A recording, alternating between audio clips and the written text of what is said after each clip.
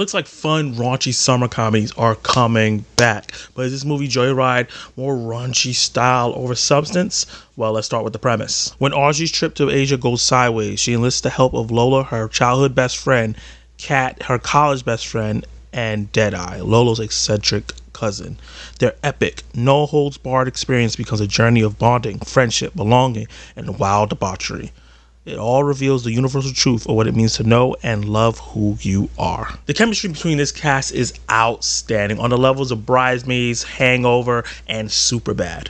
They all have their distinct personalities, character arcs, and things that they're dealing with in the movie itself, and they bounce off each other really well, and that's when the movie is at its best, when they're together on this raunchy, insane ride. Actress Sherry Cola plays Lolo, and she is the raunchy, sex positive, doesn't know when to shut up character who bounces really well off of Audrey Sullivan, who plays Ashley Park, who's more the self-absorbed overachiever who needs everything in their life to be perfect, but doesn't really know who she is because she was adopted by a white couple and doesn't have any real connection to her Asian roots. These two, plus Stephanie Sue, who I'm a huge fan of after Everything Everywhere All at Once, and Sabrina Wu, who I've never seen before but I want to see a lot more of, are a great mixture. They add so much of this chaotic fun as they have this amazing, hilarious road trip across China. Belly aching, tear inducing, headache making jokes and bits here. It's not just the gags and the things that you see in the trailer that they put in the promotional to promote the funniness in the movie, but it's also the smaller moments, the more quieter moments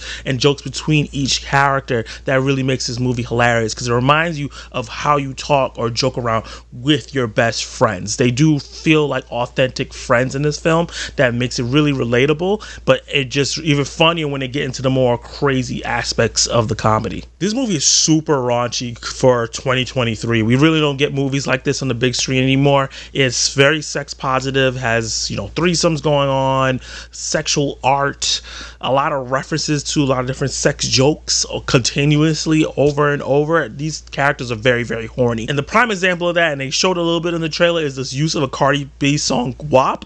They use it in an unforgettable fashion. I was laughing throughout that whole segment, and my whole theater was in uproar.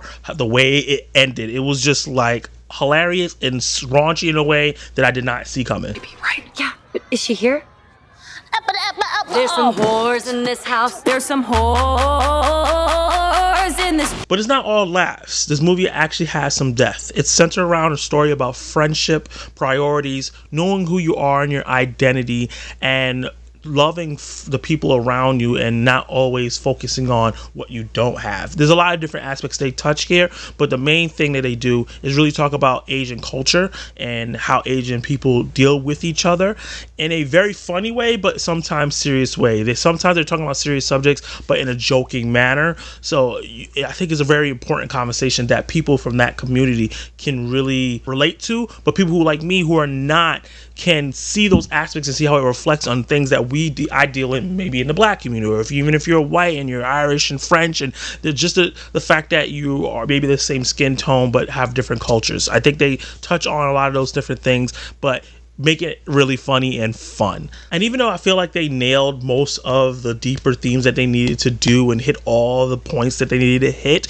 it does feel like a lot of the scenes where characters having a little bit of deeper conversations, especially in the middle of the movie, feels a bit rushed. Like they're rushing to get to the next comedy bit. Like they feel like the people who are coming here to watch this might get bored of them having a more emotional moment. And it's not all of them. Some of the emotional moments get to breathe, but there's certain conversations between certain characters where they're like going, and I'm like, okay, whoa, slow down just a bit. So it feels authentic. It felt that was a lot of the movie felt very authentic, but those parts towards the middle where characters were talking really fast and trying to get through the emotional part really fast felt more like acting than the rest of the movie. And while I say that 90% of the jokes hit, there were some culture references, like some Asian culture references that I didn't get, obviously, and look at me. And there was some raunchy jokes and gags in there that I felt like didn't fit or just was in there just to add, trying to get a laugh out of you, that didn't work all the time. And like I said, most of them do,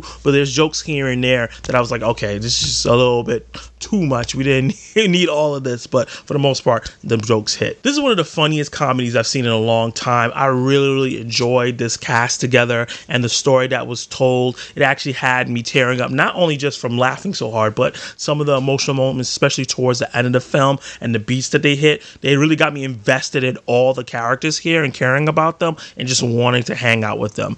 It's R-rated, it's raunchy, it's very positive in the conversation it's trying to have, while also making you enjoy the ride. It is a joyride. It's very joyful and it's a very fun comedy. Something in the likes of something like a Euro Trip, in those road trip comedies that we used to get, but a mixture of those other comedies that I mentioned before. I think this is something that may not hit on, the weekend it comes out, because a lot of comedies don't make a lot of money these days, but I think this is going to become a cult classic eventually because it's really that great. So with that said, I'm going to give Joyride a B+.